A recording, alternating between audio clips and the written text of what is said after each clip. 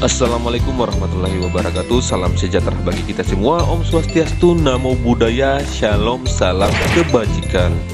Jumpa lagi dengan Kerabat ID. Semoga teman-teman dalam keadaan sehat selalu dan masih tetap optimis dalam menghadapi tes SKD nanti. Pada video kali ini kita akan melanjutkan pembahasan kita ya teman-teman, mengenai prediksi soal-soal TWK. Sebelumnya kita sudah membuat bagian pertama atau part pertama, dan pada video kali ini adalah part keduanya. Baik, pada pembahasan kali ini prediksi soal-soal TWK yang saya telah buat untuk teman-teman adalah mengenai hak prerogatif presiden, peran BM-Dia, Sumpah Pemuda, nilai instrumen Pancasila, dan peristiwa Bandung Lautan Api. Jadi teman-teman simak baik-baik agar teman-teman bisa menambah referensi sehingga bisa memiliki gambaran model-model soal TWK dalam menghadapi tes SKD nanti. Oke, kita langsung saja tampilkan soalnya. Kita langsung pada pertanyaannya ya teman-teman.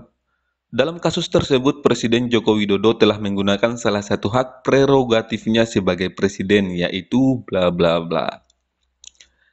Jadi perlu kita ketahui bersama ya teman-teman, sebagaimana yang dijelaskan dalam Undang-Undang Dasar 1945, Presiden itu mempunyai 4 hak prerogatif, yaitu hak istimewa yang dimiliki Presiden mengenai hukum dan undang-undang di luar kekuasaan badan-badan perwakilan lainnya. Hal ini meliputi grasi, rehabilitasi, amnesti, dan abolisi. Nah, berarti kita bisa eliminasi poin B ya, karena dia tidak termasuk. Oke, baik, mari kita lihat bacaan teman-teman. Bacaan soal ini menceritakan tentang mantan ketua KPK ya, yaitu AA yang divonis 18 tahun penjara pada tahun 2009. Nah, jika dihitung masa tahanannya ini berarti dia seharusnya bebas pada tahun 2027. Namun beliau dibebaskan pada tahun 2016. Kita fokus ke sini ya teman-teman.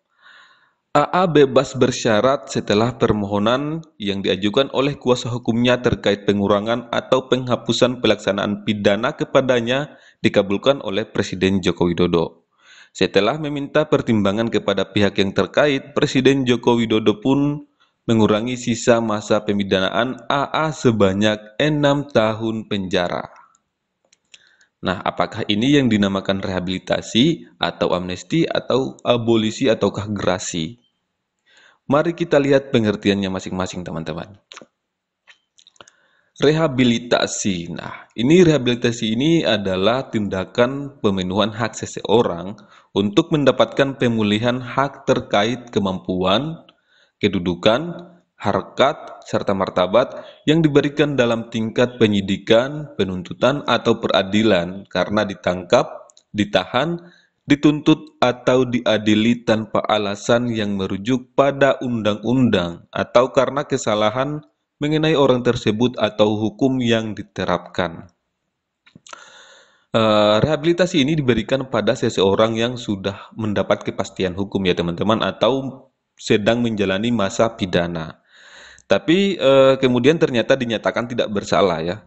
Dalam memberikan rehabilitasi ini, Presiden wajib memperhatikan pertimbangan DPR. Oke, bukan yang ini ya teman-teman ya. Kita lanjut asimilasi. Nah, ini asimilasi ini tidak perlu kita bahas, kita sudah eliminasi tadi ya. Nah, kita melangkah lagi ke abolisi. Abolisi ini adalah penghapusan proses hukum seseorang yang sedang berjalan ya teman-teman. Abolisi ini diberikan pada perseorangan dan diberikan saat proses pengadilan sedang berlangsung atau baru akan berlangsung. Terkait pemberian abolisi ini, Presiden perlu memperhatikan pertimbangan DPR. Nah, bukan yang ini juga ya teman-teman ya. Berikut amnesti. Amnesti ini adalah pengampunan atau penghapusan hukuman yang diberikan kepada seseorang atau sekelompok orang yang telah melakukan tindak pidana tertentu. Dalam memberikan amnesti ini, Presiden wajib memperhatikan pertimbangan DPR. Nah, ini bisa jadi ya teman-teman, kita simpan dulu. Grasi. Nah, grasi ini yaitu merupakan pengampunan ya, berupa perubahan, peringanan, pengurangan, atau penghapusan pelaksanaan pidana kepada terpidana. Dalam memberikan gerasi ini, Presiden wajib memperhatikan pertimbangan Mahkamah Agung. Nah, ini juga bisa jadi ya teman-teman. Kira-kira yang mana jawabannya teman-teman? Apakah amnesti atau grasi? Mari kita lihat ya. Amnesti dan grasi ini dari pengertiannya agak mirip-mirip ya teman-teman dan agak sulit dibedakan, namun tentunya tetap berbeda. Perbedaan pertama, dalam pemberian amnesti itu Presiden harus memperhatikan pertimbangan DPR. Nah, sedangkan grasi itu Presiden harus memperhatikan pertimbangan MA. Apakah ada disinggung pada soal? Tidak ada ya teman-teman. Kemudian kita lihat perbedaan kedua. Amnesti ini diberikan dengan melakukan permohonan ataupun tanpa pengajuan permohonan terlebih dahulu. Sedangkan grasi diberikan dengan melakukan permohonan. Dengan kata lain, harus ada pemohon. Oke, kita lanjut lagi. Putusan yang dapat diberikan amnesti adalah semua putusan pidana. Artinya, mulai dari masa kurungan 1 hari sampai seumur hidup atau hukuman mati, itu bisa diberikan amnesti. Nah, sedangkan grasi diberikan untuk putusan pidana mati, penjara seumur hidup, dan penjara paling rendah 2 tahun. Jadi hukuman penjara di bawah 2 tahun itu tidak bisa diberikan grasi ya teman-teman. Apakah ada disinggung pada soal? Belum ya, masih samar-samar. Selanjutnya kita ke perbedaan yang keempat. Jika diberikan amnesti, maka sebuah akibat hukum pidana terhadap orang yang diberikan amnesti itu dihapuskan. Dengan kata lain, sifat kesalahan dari orang yang diberikan amnesti juga hilang atau kasusnya dianggap tidak pernah ada. Sedangkan grasi, jika diberikan grasi, maka perbuatan yang bersangkutan akan diampuni dan hukuman pidananya dikurangi atau dihapus. Namun kesalahan orang yang bersangkutan itu tetap ada ya. Nah, ini biasa masih disebut sebagai mantan narapidana, mantan terpidana, seperti itu. Nah, pada bacaan soal, tepatnya pada kalimat terakhir, setelah meminta pertimbangan kepada pihak yang terkait, Presiden Joko Widodo pun mengurangi sisa masa pemidanaan AA sebanyak 6 tahun penjara. Mengurangi ya teman-teman, bukan menghapus seluruhnya. Kalau menghapus seluruhnya itu amnesti ya teman-teman. Ingat, menghapus seluruhnya itu amnesti, tapi karena hanya mengurangi sisa masa pemidanaan, maka ini adalah grasi ya. Berarti jawabannya adalah E. Jadi pada kasus tersebut Presiden Joko Widodo telah menggunakan salah satu hak prerogatifnya sebagai presiden yaitu grasi. Semoga teman-teman bisa paham, dan selanjutnya kita melangkah pada soal yang kedua. Proklamasi Kemerdekaan Negara Kesatuan Republik Indonesia jadi momentum yang menandai kemerdekaan bangsa Indonesia dan awal perjalanan panjang untuk menentukan nasib sendiri agar menjadi lebih baik. Selain Insinyur Soekarno dan Dr. Andes Muhammad Hatta yang memiliki peran penting dalam proklamasi kemerdekaan Indonesia, sesungguhnya ada nama BM Diah di balik mereka berdua yang memiliki peran yang tak kalah pentingnya, yaitu bla bla bla. Nah, kira-kira peran BM Diah dalam masa proklamasi kemerdekaan Indonesia itu apa, teman-teman? Peran BM Diah ini adalah menyebarkan berita proklamasi kemerdekaan Indonesia ke seluruh pelosok Indonesia. Nah, pada saat itu dia ini berperan sebagai wartawan dan bertugas untuk menyiarkan kabar berita bahwa Indonesia telah merdeka ke seluruh penjuru tanah air atas perintah langsung dari Bung Hatta. Selain itu, BM Diah ini mempunyai peran yang sangat penting dalam menyelamatkan teks asli proklamasi yang ditulis tangan oleh Soekarno. Setelah teks itu diketik ulang oleh Sayuti Malik, teks dalam tulisan tangan itu lantas dibuang begitu saja ke tong sampah ya, ke tempat sampah. Kemudian BM Diahlah yang mengambil naskah draft tersebut dan dia merapikannya dan diselipkan ke buku catatan yang dibawanya. Selanjutnya dia menyerahkan naskah asli tersebut kepada Presiden Soeharto pada tahun 1995. Dan pada tahun yang sama, naskah itu disimpan di Arsip Nasional Republik Indonesia. Nah, untuk poin B, mengusulkan isi teks proklamasi kemerdekaan Indonesia, khususnya paragraf pertama. Ini adalah peran dari Ahmad Subarjo. Nah, Ahmad Subarjo ini berperan dalam penyusunan konsep naskah proklamasi kemerdekaan Indonesia, teman-teman ya, di rumah seorang Laksamana Maeda bersama Bung Karno dan Bung Hatta. Kemudian paragraf pertama proklamasi ini diusulkan oleh Ahmad Subarjo dan paragraf kedua merupakan usulan dari Muhammad Hatta. Berikut poin C mengusulkan agar naskah proklamasi kemerdekaan hanya ditandatangani oleh Soekarno dan Muhammad Hatta. Ini adalah peran dari Soekarni. Poin D, mengibarkan bendera merah putih saat upacara proklamasi kemerdekaan Indonesia. Yang berperan di sini adalah Abdul Latif Hendraningrat dan Suhud Sastrokusumo. Kemudian poin E, mengabadikan detik-detik proklamasi kemerdekaan Republik Indonesia dalam bentuk foto. Nah, ini adalah peran dari Frans Sumarto Mendur. Hasil potret dari beliau pada peristiwa perjuangan kemerdekaan menjadi alasan mengapa sekarang ini kita masih bisa melihat foto upacara proklamasi kemerdekaan Indonesia. Oke teman-teman, kita lanjut lagi pada soal yang ketiga. Sumpah Pemuda merupakan tonggak utama perjuangan bangsa khususnya para pemuda dalam membangkitkan semangat di masa pergerakan nasional. Sumpah Pemuda yang berisi ikrar para pemuda-pemudi Indonesia yang menyatakan janji satu tanah air, satu bangsa, dan satu bahasa yakni Indonesia dicetuskan pada tanggal 28 Oktober 1928 dengan tujuan sebagai berikut kecuali bla bla bla. Ini yang dimaksud adalah tujuan dari diadakannya Sumpah Pemuda ya teman-teman. Tujuan dari Sumpah Pemuda ini ada 5 ya teman-teman kalau nggak salah. Yang pertama, membangkitkan jiwa nasionalisme pemuda Indonesia dan seluruh rakyat Indonesia.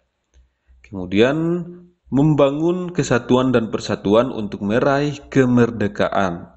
Kemudian yang ketiga, Sumpah Pemuda itu bertujuan mengumpulkan seluruh pemuda agar bersatu demi Indonesia. Selain itu, Sumpah Pemuda ini juga melecut semangat juang para pemuda untuk membela tanah air. Yang keempat, menghilangkan rasa kedaerahan yang menjadi penghalang persatuan bangsa Indonesia. Kemudian yang kelima, memperluas usaha-usaha dan kegiatan agar tercapainya cita-cita kemerdekaan Indonesia. Nah, mari kita lihat pilihan jawabannya teman-teman. Yang tidak termasuk tujuan dari diadakannya Sumpah Pemuda yaitu pada poin C teman-teman, mengokohkan semangat persatuan dan kesatuan para pemuda dan seluruh bangsa Indonesia untuk mempertahankan kemerdekaan Indonesia. Kenapa ini jawabannya? Karena Sumpah Pemuda itu dicetuskan sebelum Indonesia merdeka, yaitu pada tanggal 28 Oktober 1928. Jadi pada saat itu Indonesia masih dalam proses untuk meraih kemerdekaan. Oke, semoga bisa dipahami. Selanjutnya kita melangkah pada soal yang keempat. Pancasila merupakan ideologi terbuka yang mampu selaras dengan dinamika kehidupan masyarakat Indonesia dan turut menyertai masyarakat Indonesia dalam meraih cita-cita bangsa. Sebagai ideologi terbuka, Pancasila mengandung 3 nilai yang meliputi nilai dasar, nilai instrumental, dan nilai praksis. Di bawah ini merupakan pernyataan yang tepat untuk nilai instrumental adalah bla bla bla. Nilai dasar, nilai instrumen, dan nilai praksis. Oke, mari kita lihat masing-masing pengertiannya. Nilai dasar yaitu hakikat dari kelima sila Pancasila, yaitu ketuhanan, kemanusiaan, persatuan, kerakyatan, dan keadilan. Nilai-nilai dasar tersebut merupakan esensi dari sila-sila Pancasila yang sifatnya universal. Nilai-nilai dasar tersebut terkandung cita-cita, tujuan, serta nilai-nilai yang baik dan benar. Cita-cita dan tujuan dari negara kita tercantum dalam pembukaan Undang-Undang Dasar 1945 yaitu alinea kedua dan keempat. Kemudian nilai instrumental adalah penjabaran lebih lanjut dari nilai dasar yang terkandung dalam pembukaan Undang-Undang Dasar 1945. Penjabaran itu dilakukan secara kreatif dan dinamis dalam batas-batas yang tidak boleh bertentangan dengan nilai-nilai dasar yang dijabarkan. Penjabaran itu dalam bentuk ketetapan MPR, peraturan perundang-undangan, dan kebijakan-kebijakan pemerintah lainnya. Berikut nilai praksis. Nah, ini merupakan realisasi dari nilai-nilai instrumental dalam bentuk pengamalan yang bersifat nyata dalam kehidupan sehari-hari, dalam bermasyarakat, berbangsa, dan bernegara. Oke teman-teman, mari kita lihat pilihan jawaban yang disediakan. Poin A, Pancasila terdiri atas 5 nilai, yaitu ketuhanan, kemanusiaan, persatuan, kerakyatan, dan keadilan. Nah, ini adalah nilai dasar. Kemudian, poin B, menjaga ketenangan saat Hari Raya Nyepi merupakan wujud perilaku sesuai nilai ketuhanan yang Maha Esa. Ini adalah nilai praksis. Berikut poin C, pelaksanaan pemilihan umum presiden dan wakil presiden secara serentak merupakan implementasi nilai kerakyatan. Nah, ini juga adalah nilai praksis, teman-teman. Kemudian, poin D, nilai ketuhanan yang Maha Esa dijelaskan lebih terperinci dalam pasal 28E dan pasal 29 Undang-Undang Dasar Negara Republik Indonesia tahun 1945. Nah, ini adalah nilai instrumental, teman-teman ya. Jadi jawabannya adalah D. Coba kita lihat poin E. Penyelenggaraan pemerintahan yang bersih merupakan perwujudan nilai Pancasila dan ketentuan dalam Undang-Undang Dasar Negara Republik Indonesia tahun 1945. Nah, ini juga adalah nilai praksis ya, teman-teman. Oke, kita melangkah lagi pada soal yang kelima. Peristiwa Bandung Lautan Api adalah peristiwa kebakaran besar yang terjadi di Bandung, Provinsi Jawa Barat pada tanggal 23 Maret 1946. Peristiwa tersebut merupakan wujud nyata perjuangan untuk mempertahankan kemerdekaan yang sudah diproklamasikan Indonesia. Faktor yang tidak menjadi latar belakang terjadinya peristiwa tersebut adalah bla bla bla. Oke, beberapa hal yang menjadi latar belakang peristiwa Bandung Lautan Api itu yaitu yang pertama, tuntutan Brigade McDonald terhadap masyarakat Bandung untuk menyerahkan semua senjata Jepang yang sudah dilucuti oleh pemuda ke pihak sekutu. Yang kedua, tentara sekutu membagi kota Bandung menjadi dua wilayah, yaitu Bandung Utara dan Bandung Selatan. Yang ketiga, ultimatum dari sekutu untuk mengosongkan Bandung Utara pada 29 November 1945. Dan yang keempat adalah adanya rencana untuk membangun markas sekutu di Bandung. Nah, pada pilihan jawaban yang disediakan, yang tidak menjadi latar belakang terjadinya peristiwa Bandung Lautan Api adalah poin B, teman-teman. Tentara sekutu membakar kota Bandung agar dapat menggunakannya sebagai markas sekutu. Perlu kita ketahui bersama ya teman-teman, pada saat peristiwa Bandung Lautan Api itu, kota Bandung bukan dibakar oleh sekutu, tetapi dibakar oleh penduduk kota Bandung itu sendiri, yaitu sekitar 200.000 penduduk membakar rumah mereka, kemudian meninggalkan kota Bandung menuju pegunungan di daerah selatan kota Bandung. Nah, hal ini dilakukan untuk mencegah tentara sekutu dan tentara Nika Belanda untuk dapat menggunakan kota Bandung sebagai markas strategis militer dalam Perang Kemerdekaan Indonesia. Oke teman-teman, semoga teman-teman bisa paham dan semoga prediksi soal-soal ini dapat memberikan manfaat kepada teman-teman. Demikian, sampai jumpa di video-video selanjutnya.